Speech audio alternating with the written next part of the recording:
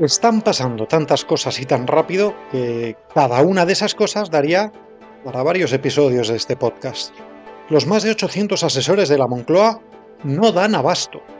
Estamos en el momento en el que más nítidamente, desde que Sánchez llegó a la presidencia del gobierno, han perdido el control del relato, de la agenda y del manejo del discurso y de los tiempos. Vamos a varias detenciones por día, registros, imputados, cárcel, ultra, y en medio de la corrupción ya ha aparecido otro caso, el que se conoce como el Me Too socialista, los escándalos de acoso sexual de dirigentes y el presunto encubrimiento por parte de la dirección del partido. Quiero centrarme hoy en este tema por dos motivos. Primero, porque en el propio gobierno reconocen que este asunto les hace más daño que la corrupción, por lo que sus estrategias aquí tienen que ser más preparadas. Ahora lo veremos. Y segundo, porque tiene un componente ideológico. Para los y las socialistas, el feminismo es una forma de ser, un compromiso real. La vinculación del partido al feminismo. A quien escuchabas era Pedro Sánchez, pero también lo decía José Antonio Ábalos. Soy feminista porque soy socialista. Ser socialista es ser feminista y viceversa, como si fueran dos términos perfectamente ligados. Los hechos han demostrado que no es así, que se predica una cosa y actúan de otra manera. Incluso cuando ha habido denuncias, se ha actuado, como dicen, desde dentro del propio partido, tapándolo. ¿Y cómo se actúa estratégicamente en comunicación política ante un caso, un escándalo como este? Quédate conmigo y desgranamos cómo ha sido la estrategia y el mensaje. Soy Pedro J. Rabadán y escuchas el podcast La Batalla del Relato.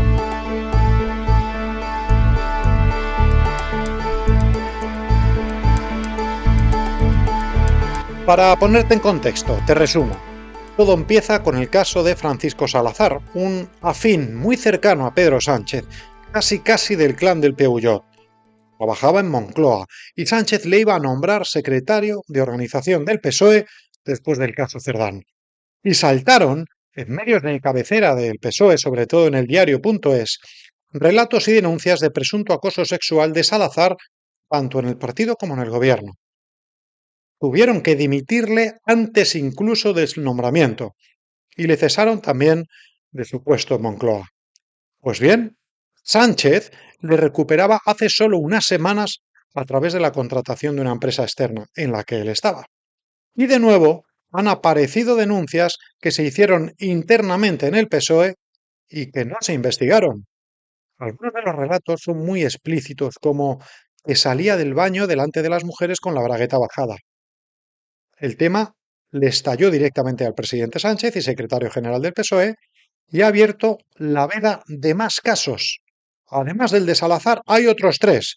El secretario general de Torremolinos, Antonio Navarro, del que hay imágenes, por cierto, junto a María Jesús Montero, que ha sido denunciado 2 veces ante el PSOE por una concejala, denuncias que llegaron antes de verano y que, por la inacción del partido, ha decidido presentar denuncias ante la Fiscalía aportando los mensajes que la mandaba. Segundo caso, también el presidente de la Diputación de Lugo, José Tomé, denunciado también por 6 mujeres a través del canal interno. Él niega las acusaciones y también se negaba a dimitir, hasta que el escándalo ha salido tanto en los medios que ha terminado renunciando. Y el tercer caso, además del de Salazar, es decir, el cuarto caso, el senador del PSOE, José Javier Izquierdo, secretario de Estudios y Programas de la dirección del PSOE Nacional, ha abandonado todos los cargos ante la previsión, dicen, de que puedan salir denuncias contra él. En total, 4 casos, de momento. En ninguno, el PSOE los ha llevado ante la Fiscalía, como exige el propio código del partido, algo que está generando enorme indignación en el seno de la formación política, que se está rompiendo por dentro. Fuentes socialistas aseguran que la gestión de estas denuncias está generando enfado y frustración y que los temas del feminismo son los que más les están penalizando. Ante el goteo de casos, Ferraz ha impuesto la ley del silencio y las únicas declaraciones que se están produciendo reflejan un intento, una estrategia en la que se les está viendo superados por la falta de coherencia en los hechos.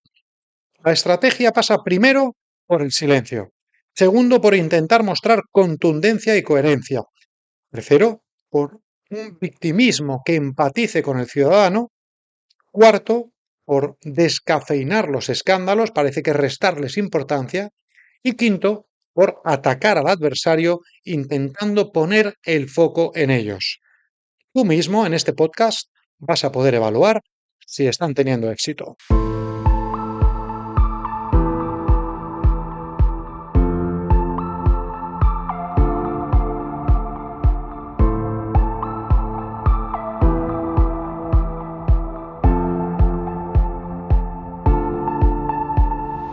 ¿Cómo será la estrategia que ha llevado al presidente Sánchez a ni tan siquiera calificar estos casos como acoso sexual?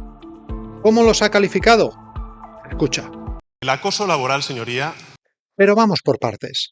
El feminismo del PSOE ya estaba en entredicho después de conocerse cómo actuaban sus máximos dirigentes, Santos Cerdán, Ábalos y con ellos Koldo.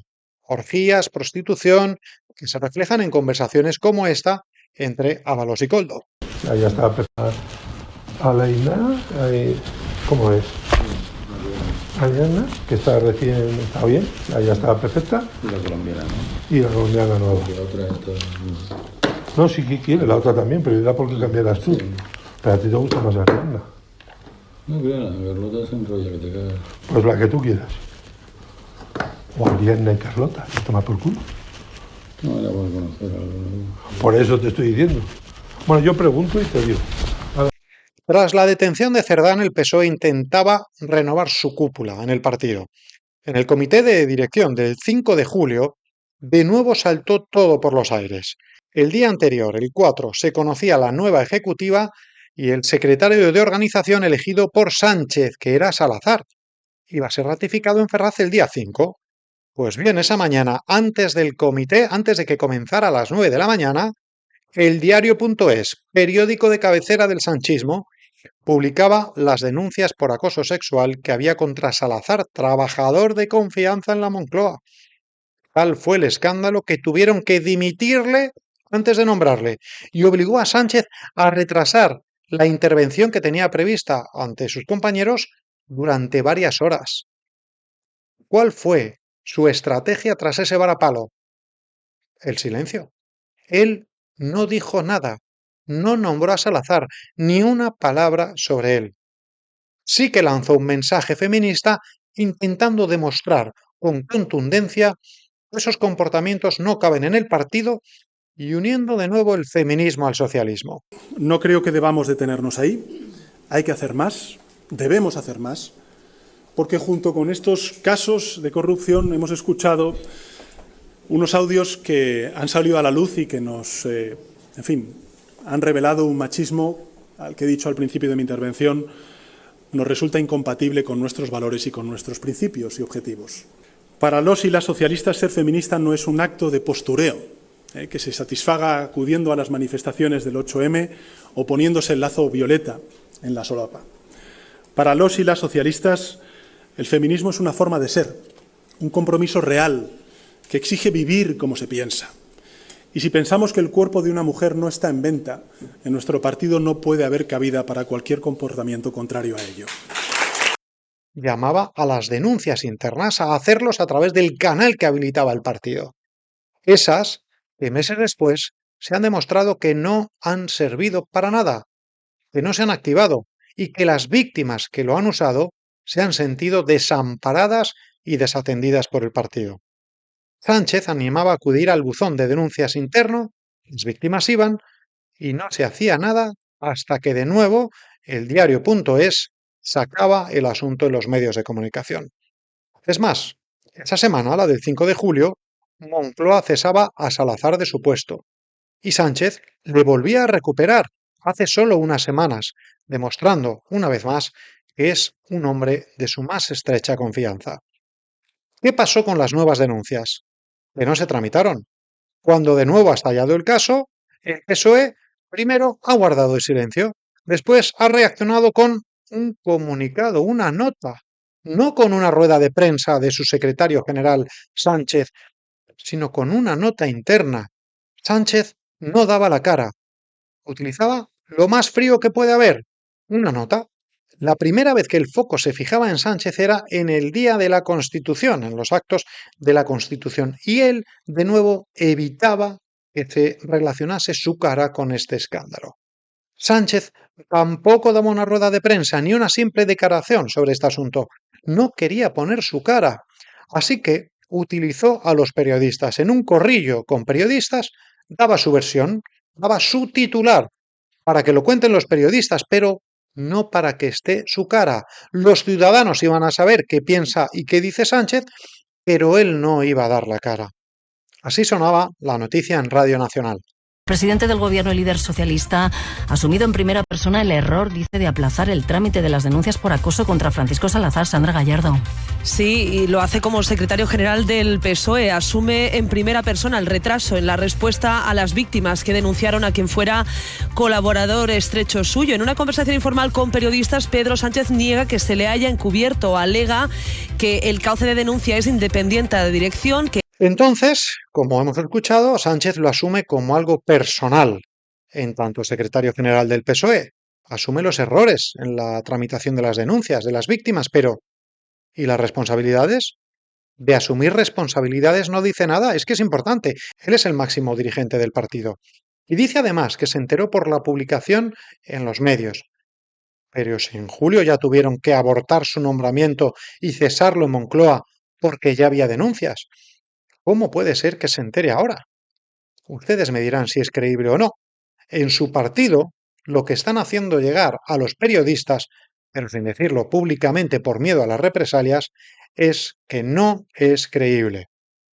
Se ve, por tanto, la estrategia del silencio, de que cuando hay que hablar lo hace sin poner la cara para no vincularse, y la misma estrategia que hizo con los casos de corrupción, que él no sabía nada, pidiendo perdón al partido, lo mismo que con la corrupción, e intentando decir que actúan con contundencia. La reacción oficial del gobierno tampoco llegaba de Sánchez. Para eso Sánchez eligió a la portavoz. Quien puso la cara fue Pilar Alegría.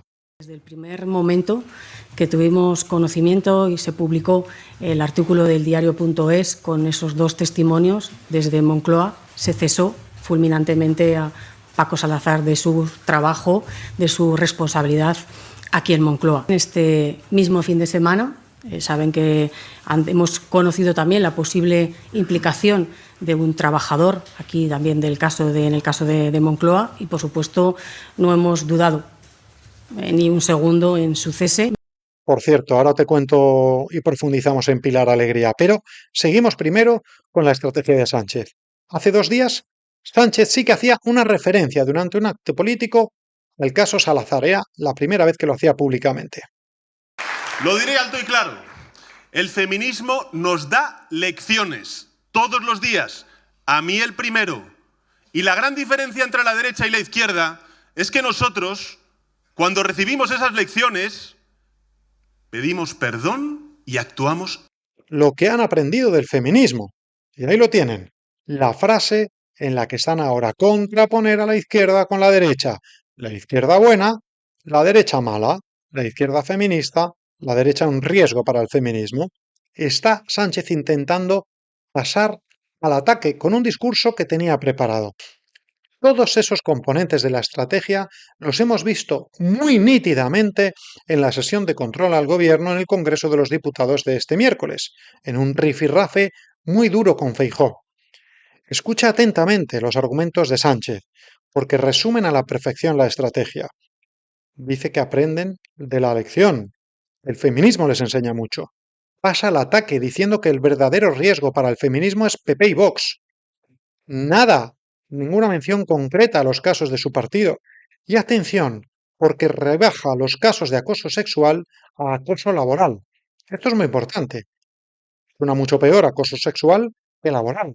Hace mucho más daño a su partido hablar de acoso sexual que de acoso laboral.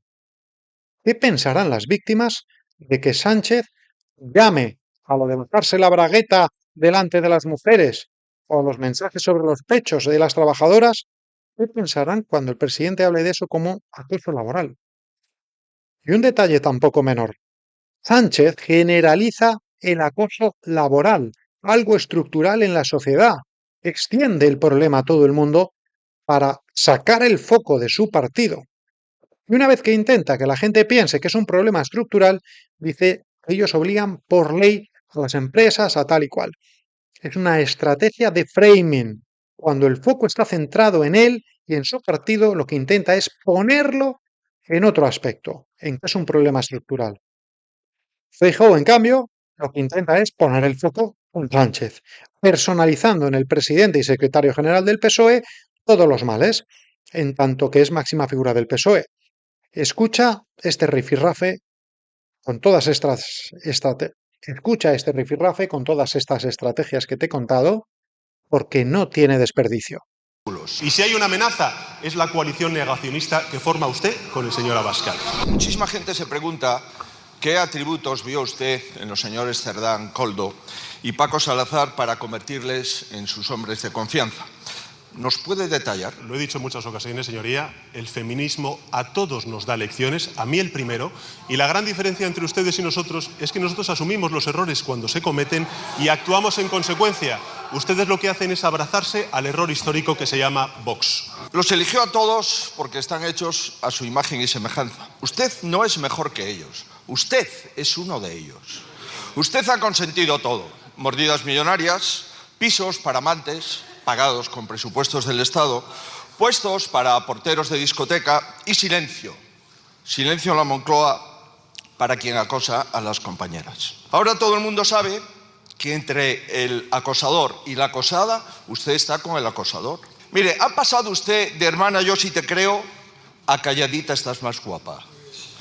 Visto lo visto, la lección de feminismo se la debieron de explicar a usted en los prostíbulos. Esos que no le consta si financiaron sus primarias. El problema de raíz no es ninguno de los suyos. El problema es usted. Y ahora también lo saben las mujeres de su partido. El feminismo no se practica, señor Sánchez. El feminismo no se predica, señor Sánchez. Se practica. Comprendo que se rían porque ustedes ni lo practican ni lo predican. El acoso laboral, señoría, según una encuesta del Ministerio de Igualdad que se ha publicado hace pocos días, es un problema estructural, sistémico. 1 de cada 3 mujeres... Sí, escúchenme, señorías, escúchenme. 1 de cada 3 mujeres manifiesta que ha sufrido acoso laboral en su entorno de trabajo. Sánchez acababa acusando al PP de no actuar en el caso del también presunto acoso sexual del alcalde de Algeciras, de los populares. De hecho, el PSOE ha presentado denuncia ante la Fiscalía por ese caso, cosa que no ha hecho con las denuncias de su propio partido. La víctima, de momento para el PSOE, merece ser defendida ante la Fiscalía en función del partido al que pertenezca el presunto acosador. Esconderse primero en una nota, después mandar a la portavoz a dar la cara, utilizar a los periodistas y acabar diciendo que se trata de asuntos de acoso laboral, demuestra que se ha perdido el control absoluto del relato, que se ha perdido la batalla sobre los hechos y que, como púgil acorralado en el ring, se intenta contener los golpes, lanzando alguno de vez en cuando al rival, pero sin mucho éxito. El boxeador está cerca del KO. Pero ojo, que Sánchez nos ha demostrado que es capaz de reponerse de muchas situaciones. Y además tiene un equipo de comunicación extraordinario para ello.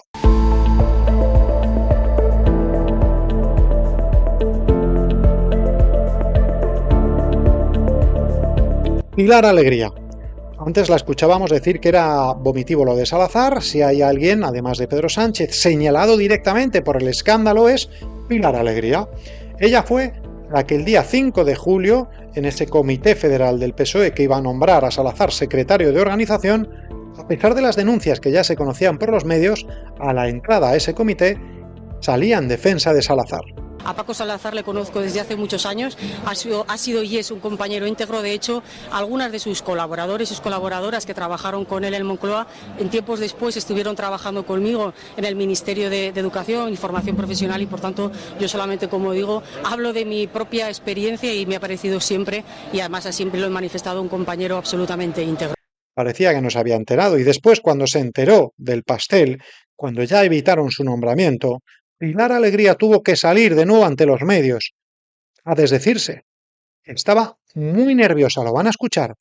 No paraba de utilizar el lógicamente, evidentemente, sin duda alguna. Lo que antes defendía, solo unos minutos después, no era defendible. Yo conozco a una persona como Francisco Salazar desde hace muchos años, que es un compañero del partido. No conocía, lógicamente, esa información a la que ustedes aludían, y yo, desde luego, creo que el paso que ha dado, ese paso de retirarse, dar un paso atrás en todas sus responsabilidades orgánicas, políticas, institucionales, será un paso necesario, y desde luego también el paso que ha dado nuestro partido en abrir esas diligencias e investigación creo que es absolutamente necesario, porque si algo no se puede permitir el Partido Socialista es ni una sola... Pues aún así, después de esas palabras de alegría sobre Salazar, después de su cese en la Moncloa de Salazar, de la no designación como número 3, de las denuncias internas que nos investigaron, pues después de todo eso, Pilar Alegría se reunió con Salazar en un restaurante madrileño y les fotografiaron, y antes de que Sánchez lo recuperara. Cuestionada Pilar Alegría en rueda de prensa por este asunto, reconocía el error y adoptaba la misma estrategia que Sánchez con Ábalos, Cerdán, Salazar, etc., que no sabían, que qué decepción, que les han traicionado. Me preguntaba sobre el encuentro que tuve, en este caso yo, con Paco Salazar. Él me llamó, yo lógicamente acudí. Ese encuentro no se tenía que haber producido y fue un error. Pilar Alegría no acudió el miércoles al Congreso de los Diputados. Estaba señalada. Con ella también faltaron otros 5 ministros, en total 6 ministros ausentes. No es habitual, y algunos no tenían agenda oficial conocida. En medio de los escándalos sexuales, cuando estos casos iban a monopolizar la sesión de control, pues tampoco acudía, por ejemplo, María Jesús Montero, que no tenía agenda. Quien sí fue ella quien le tocó dar la cara fue a Yolanda Díaz, vicepresidenta, pero que no es del PSOE, es de Sumar, y también tenía un papelón. Escucha a Esther Muñoz, del PP, la portavoz del PP, haciendo referencia a este caso. Mire, yo quería haber interpelado, incluso haber preguntado en sesión de control a María Jesús Montero, pero no ha venido. Y algún ciudadano cándido podría pensar que no ha venido porque tendría una agenda importantísima. La señora Montero no ha venido y no tiene agenda hasta las 4 de la tarde. Ha sido muy valiente para encubrir los casos de acoso sexual contra compañeras suyas y muy cobarde para venir aquí a dar la cara. También me hubiera gustado interpelar a Pilar Alegría y haberle preguntado qué hablaba o qué negociaba con el señor Paco Salazar cuando compañeras de su partido denunciaban el acoso sexual en Moncloa y ella se reunía con él. Tampoco ha venido. Se ha puesto una reunión en el Consejo Escolar. Ha creído que era más importante eso que venir aquí a dar explicaciones de qué hacía ella con un presunto agresor sexual, cuando toda España sabía ya a qué se dedicaba el señor Paco Salazar. En última instancia intenté interpelar al señor Bolaños, pero ha tenido la fortuna de que le han puesto un acto y no puede venir. Y por tanto, señora vicepresidenta, se queda usted aquí sola, defendiendo los casos de corrupción de sus socios de gobierno y los casos de agresión sexual de sus compañeros con los que comparte bancada. Para lo que ha quedado, señora Díaz, para lo que ha quedado. Y Yolanda Díaz salía al rescate de su socio. Claro que Sumar también ha quedado marcado completamente por su incoherencia con el feminismo, por el caso Errejón. Las mujeres de este país lo que necesitamos hoy es una alianza, y lo que necesitamos las mujeres hoy, usted y yo, es que ni los Cerdanes, ni los Koldos, ni los Salazares, se llamen como se llamen, o el alcalde de Alpedrete, señora Muñoz, el alcalde de Alpedrete que dijo barbaridades sobre el machismo en este país, o el señor Feijóo que ha justificado un divorcio porque tuvo un maltrato, porque tuvo un divorcio duro. No merecemos eso. Y usted, a diferencia de lo que hago yo, debería de subir aquí y decir: el señor Feijóo se ha equivocado. El señor Feijóo se ha equivocado, igual que se equivocan los hombres de todas las formaciones políticas cuando nos maltratan, señora Muñoz. Y ahí usted y yo deberíamos de ser aliadas, si es que de verdad a usted le importa algo el machismo en nuestro país. Por tanto, lo que me gustaría a mí, señoría, es ver también a los hombres hoy de todas las bancadas, a los de derechas y a los de izquierdas, dando un paso al frente y diciendo que ya está bien, señora Muñoz, que ya está bien, que las mujeres estamos hartas. Entonces, escuchando a Yolanda Díaz, quien tiene que pedir perdón por los casos de acoso sexual o laboral, como los llama Sánchez, en el PSOE, es la sociedad entera. Todos los partidos, todos los grupos, todos los hombres de España. Porque ya está bien, dice, las mujeres están hartas. Mantén altas tus defensas, que no te manipulen. Nos escuchamos pronto.